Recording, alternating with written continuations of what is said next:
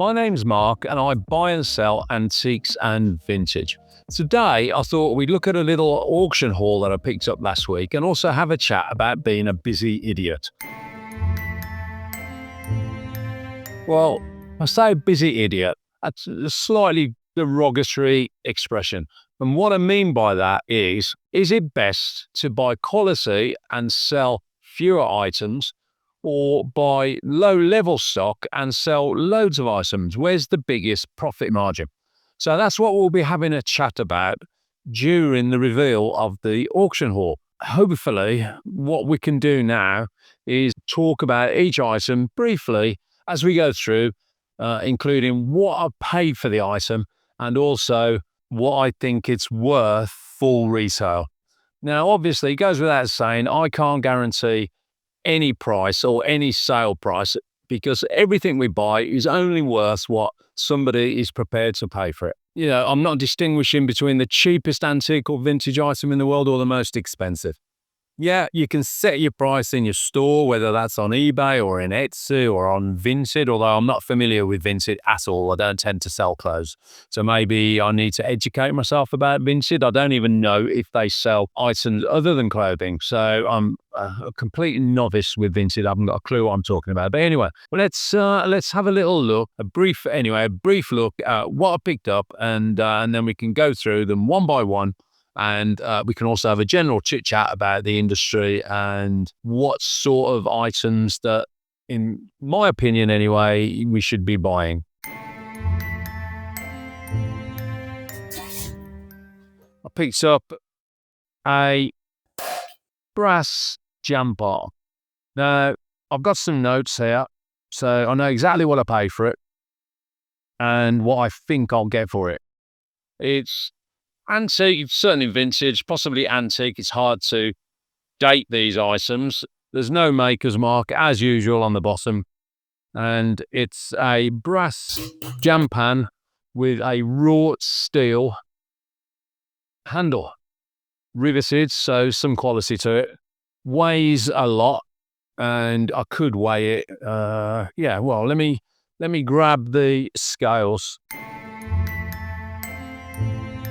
Now, I use the Ultra 55 scales. There you go. I think I've featured these in an earlier video. I'm not sure which one it is, but that's the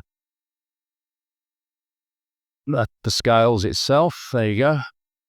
Not sponsored by these people, but I found them really good. So, have a quick look. And the weight, because what we're talking about as a baseline is the scrap value of these items. So it's just firing up. Here we go. And there is approximately 2 kilograms of brass. So I'm not sure what the scrap value of brass is at the moment. I paid £6.50 at the auction, including 10% and the £1 lot fee. So £6.50 in total. Typically, these can sell for around £30 to £45. So I think on my website, I will list this for £40 and see how we get on. And that does include shipping as well. So that'll probably be the best part of £10 shipping with Royal Mail. 48-hour tracked and signed for delivery. I only ever use Royal Mail now. I know some people don't like it, but it's what I've grown up using, and I'm quite happy with it. I thought that was a good buy. As you all know now, if you're regular viewers of my channel, I work on a 3x ratio, or a minimum, I should say, of a 3x ratio, which basically means if I buy something for £1, I have to sell it for a minimum of £3.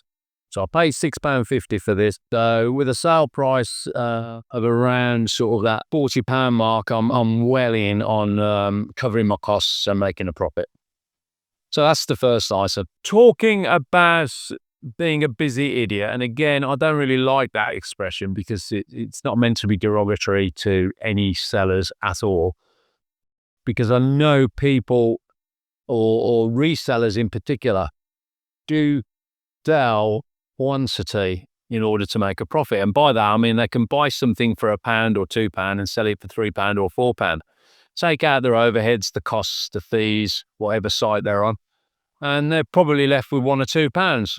Now, if you sell 200 items a week and you're making £1 or £2 per item, then clearly, and I'm talking profit, then clearly you're going to be making £400 a week. But that's a lot of work to achieve that. Personally, and again, I can only talk from my own experience, I prefer to source items at the lowest possible price. Now, that's absolutely key to everything you do as a reseller, is to get your items at the lowest possible price, because that then gives you some wriggle room and what you can sell them for. So if looking at that, if I pick that up for £6.50 and it's worth 40 probably, I might even put it on the website for 45. They're used as planters, by the way. They're not used for cooking anymore, but they're not used for cooking jam. Well, as you could, but they're generally used as planters. If my overheads on that are £8 or £9 and I can flip it for 45, then clearly I've done well out of it. And the profit I've made on that is a lot of little £2 profits. Am I making myself kind of clear? I don't know. I might be confusing you. Hope not. So in other words, what I'm saying is I personally prefer to sell fewer. Well, I'd like to sell lots of items, but it works for me to sell fewer items, but with a much bigger profit margin. And what is critical, as risk of repeating myself, is you have to source the stock at the right price. So you have to find a supply of items at the right price. So let's have a little look at the second item I picked up. And I'm not going to go in any particular order here. And what I'll do, I'll show you one that I actually showed you a similar item last week, just because I find they sell. So here we go. It is the good old, I'm sorry if these you're getting fed up with these, but they do sell. And it's a little companion set, a 5-side or a half companion set. And that is basically made up of a set of tools, brush, a pan, poker, and some tongs. Now, it's the same setup as last week. If you check out last week's video, you'll see that I normally advertise these for around 35 to 45 pounds. Solid brass, other than the steel liners inside the tubes to give it strength. I paid £5.40 for it, and that includes the 10% and the £1 lot fee. And I value it, if I can find the right buyer, at £45. So goes without saying, I'm well in with a decent profit there. We'll actually have a look at the third item. This, and it is the brass coal scuttle. Again, it's a half or a 5-side accessory. A lot of people are buying log burners, wood burners, whatever you want to call them. So they use them for kindling. So they've still got a practical use. They're also used as planters for large plants. No markers on the no marker's name on the bottom. Maker's name on the bottom. It's riveted. It's late 19th century, which is the 1880s through 1890s, through to the early part of the 20th century, 1910, 1920. Again, it's difficult to exactly date it, especially without the maker's mark, but you can normally pitch them around that sort of period. The handle, there you go, is adjustable. And a lot of people refer to them as sort of helmet style. So as you can see there, they look like an old military. This one not so much, to be honest, but they can look like old military helmets. I'm not going to put it on. No, perhaps not this one so much, but value-wise, I paid £10.90 for it, including the 10% and the £1 fee, and I would value it at around that £40 to £45 mark. So well in on my 3X again. What we'll do now is have a look at another item. It's all part of the same job lot. Well, sorry, not a job lot. They were individual lots, but the same haul from the auction. And in total, I paid £52.30 for the entire haul, and you haven't seen some of the items yet. So that works out at an average of roughly about £7.50 per item. All right, these are a little bit different for me, and I actually outbid a friend of mine for these as well. I was sat behind them. I saw them bidding, but all's fair in love, war, and auctions. So these are a pair of leather cased stirrup cups, and in each leather case there are, I think there's 4, if you include, yeah, there's 4 stirrup cups. Now, stirrup cups are used by horse riders.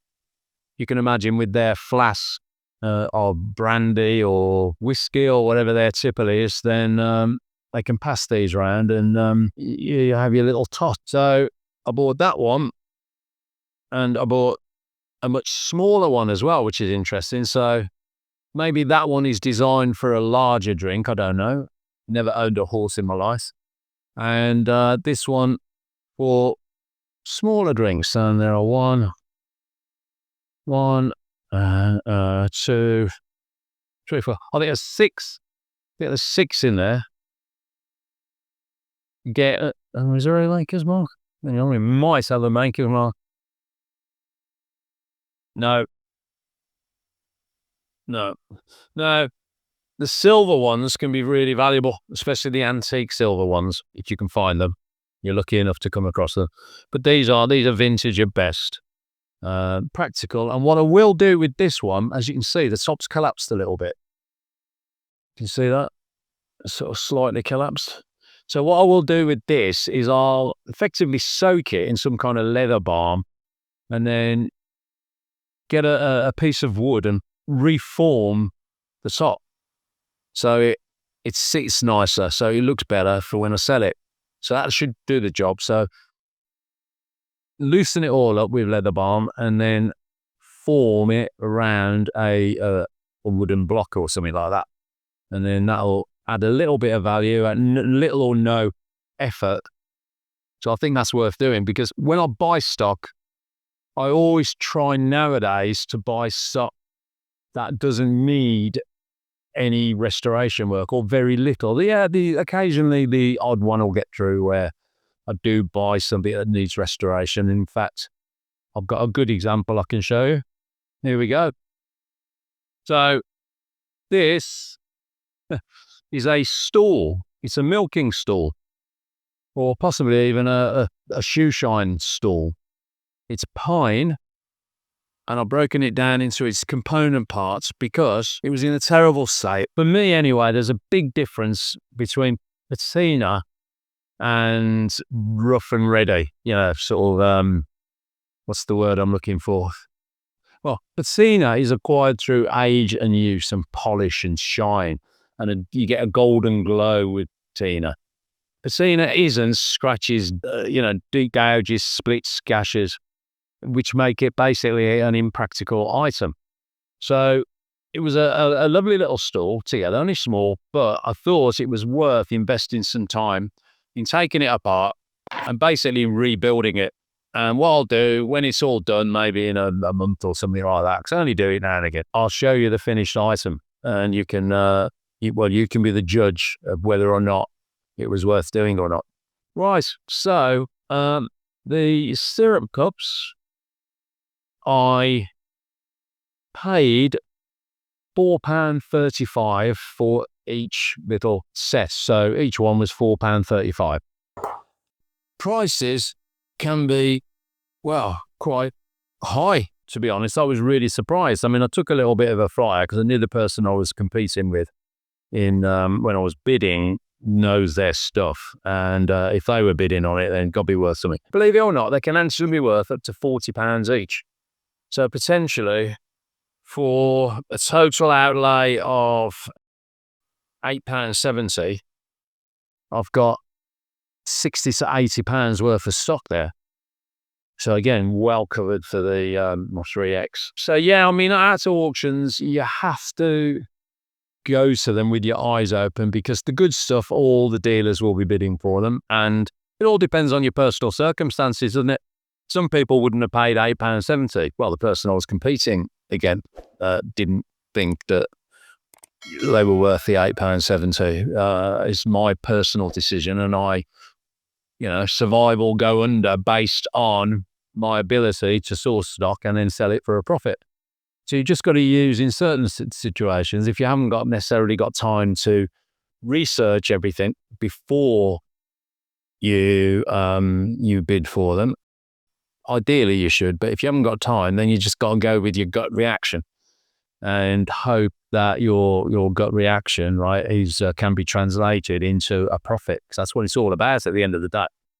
That's what we're here to do, isn't it? As whether you're a dealer, a reseller, a private seller doing a little bit on the side, or even if you're just buying for a collection that you hope will grow in value. It's all about sourcing the right stock for the right money, and it comes back yes again to this whole concept of, do you spend 40 hours a week selling 500 items for the same profit as you might sell 20 items with far less work? Me personally, I prefer the less work angle. I've got other things in my life I can be doing. These came as a pair. They were not a job lot as such, but a pair of items. And I bid and won it specifically for the one item. And here they are. I'll show you the two and then see if you can guess which one. There we go. See if you can guess which one really attracted my attention and was the reason why I bid for them. And what did I pay? £20.80 for the two, which actually is pushing the boat out a little bit for me. But I thought this chest was well worth it.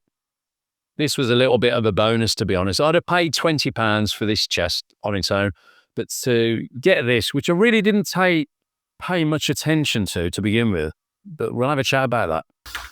So this was what I really wanted, this miniature chest of drawers. Now I'm going to put my glasses on, the old spectacles. There we go, I can see now. Now, first, I thought this might have been what they call an apprentice piece, which is pretty obvious really, isn't it? It's an item that was made by an apprentice, whether that be a joiner or a carpenter or whatever, during their apprenticeship to show off their skills, really. Now, that's what I thought to begin with, but I don't think it is actually, because I think if it was an apprentice piece, all the joints would be dovetailed, and they're not. They're basically pinned and glued. Might not even be pinned.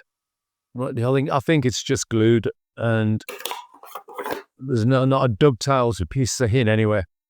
Yeah, that doesn't matter, because it is a lovely little quality item. It's still well made.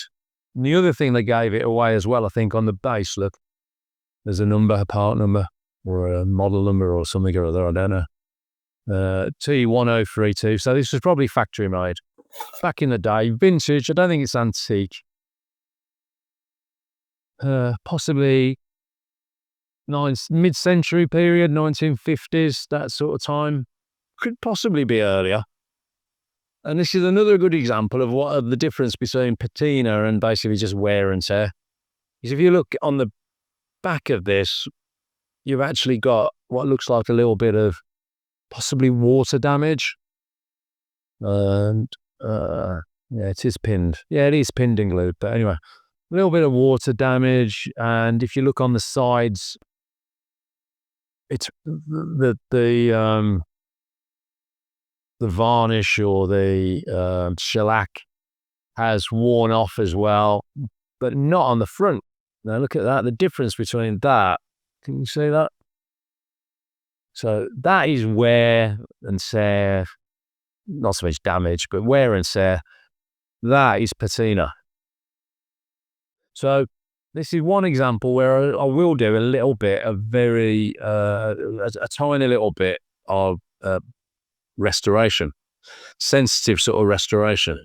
and to match the sides in with the front. It's quite easily done with a bit of practice, and I'll definitely be doing that. I just need to shine it up a bit. The top is okay, really, for just do with another coat of shellac. And I'm not really worried about, well, you can see on the base, I'm not really worried about that. But the back, again, I will sort that out just to make it look a bit better. So a little 3-drawer miniature cabinet. Now, prices for these, again, are all over the place. So as I mentioned earlier, I paid I've allowed £15. I paid £20.80 for the two. So I've allowed £15 for this. And these sell online, depending on which platform you're looking at. Anything from £60 up to 120. Some examples are more than that. Incredible, isn't it? So I've got myself a little bargain there for what I paid, and with a little bit of restoration, it'll probably go on my website for around the £65 mark, and we'll see how we get on. Can always drop the prices. It's my website, so we'll start it off and see how we get on. But a lovely little, possibly mid-century miniature chest of 3 drawers. Now, at first, I disregarded this, really. I didn't, there's no interest. Do you know what it is? That's the first question. Again, putting old spectacles on. It is a cigarette box or a cigarette dispenser. And what you do is you fill the inside with cigarettes. And then when you want a cigarette, you just lift the lid and then close it down. And the cigarette appears. Sorry, the cigarette appears. So lift the lid, close it down, and there's 2 pieces of wood on the side that basically roll the cigarettes onto the top there, and lo and behold, it appears on there. So you can just take it off and off you go. It's scratched, it's used. Can't take it all the way off because there's a little brass clasp there. Now, it was the first thing that made me think, hang on, this is a little bit more to this than meets the eye, because I've sold a few of these over the different versions, and they're all pretty simply made that you can take them all apart without really worrying about unscrewing anything. So I'm wondering if it's got a little bit more quality. And then I notice all of the joints, you can see, are dovetails. Yeah, I think they are machine-made dovetail, but they are dovetailed. If they were hand-cut, they'd look a little bit different, and each one would look a bit different and probably age it, make it that bit older. But I think they're machine-cut because they do look pretty well the same to me. But it's still dovetailed, which means that they've gone to a lot of effort to make this. And yeah, that's just screwed on the base. So in order to get inside to fill it, you have to undo this little bracket here. So I'm wondering whether this sat on his lordship's table and basically stopped his butler nicking his fang. Who knows? He's probably got a bit of history to it. But overall, yeah, it sort of appeals to me now a lot more than perhaps I thought. And value-wise, probably around the sort of £20 mark, 25 perhaps with shipping. So a nice little house. It's in the form of a house as well, isn't it? Nice little cigarette dispenser. Yeah. So, right. Where are we at now? Oh, yeah. This was a complete bonus, this was. This came in the bottom of the brass coal scuttle. I didn't even know it was in there. And here it is. It is a horse door knocker. Antique. It's cast, as you can see from the back there. It's got the holes either side. There, look, there's one. There, look. So you can screw it to the door. And it looks kind of blacksmith made to me when you look at the hinges. If you can see them there. There you go. Yeah. So it kind of looks blacksmith made to me, and basically came for free. It's good, strong, solid country cottage door knocker. And I'll be putting this on the website for £25 and see how we get on. The casting detail's quite good as well. A lot of the, with all due respect to India, a lot of the Indian imports, casting detail isn't that good. It's one of the ways to spot an antique British piece compared to an imported Southeast Asian piece or Indian item. So, yeah, that was a real bonus, and £25. Well, that's what I'll be selling it for anyway.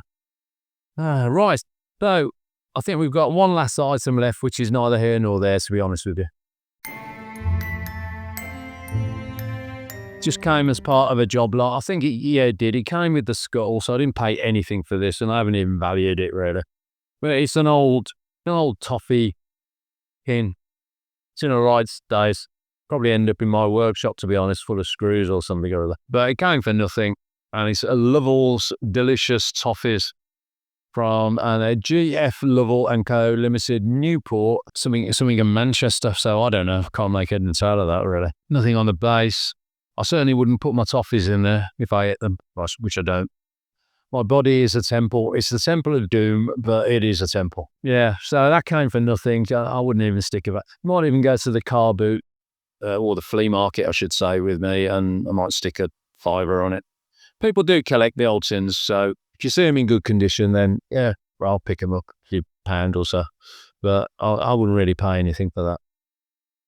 So there you go. Bit of a blog again, really, I suppose. Little general chit chat. Oh yeah, the total value.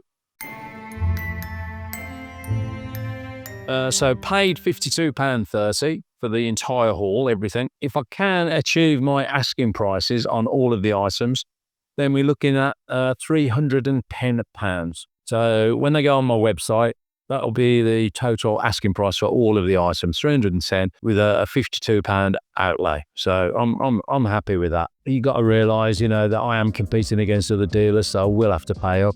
I'm not buying at car boots or anything like that at the moment. I've got to be happy with that profit, and fingers crossed we get a few sales out of it. If you're a new subscriber, please let me know where in the world you're from, and I'll add you to our digital subscriber list that should be scrolling up the screen as I speak. But as ever, take care, stay safe, and I'll see you next time.